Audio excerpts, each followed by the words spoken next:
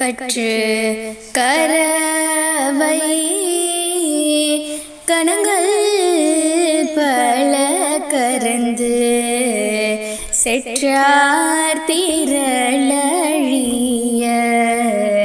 சென்று சேரு செய்யும் குற்றம் ஒன்றில்லாத கோவலர்த்தம் பொற்கொடியே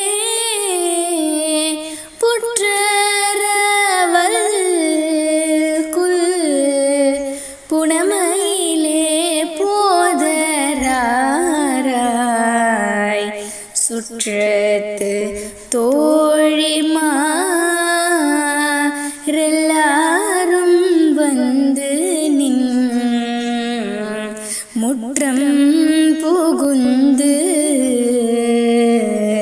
முகில்வண்ணன் பேர் பாட செற்றாதே பேசாதே செல்வ பெண்டாட்டினி.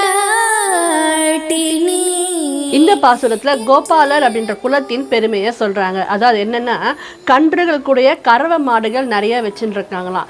இவங்கள விட இவங்களோட பகைவர்கள், அதாவது எதிரிகள் பலசாலின்னு தெரிஞ்சிருந்தோம் அவங்க இடத்துக்கே போய் சண்டை போட்டு ஜெயிக்கக்கூடியவங்க. ஒரு வகை குற்றமும் இல்லாத கோபாலர் குலத்தில் பிறந்த பொற்கொடியே, அழகான மயில் போன்றவளே அப்படின்னு சொல்கிறாங்க.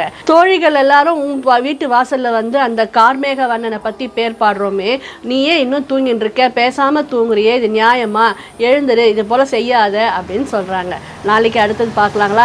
கொஞ்சம் ஃபீவராக இருக்குங்க, அதனால தான் பதிவு கொஞ்சம் லேட்டாக போடுறோம்.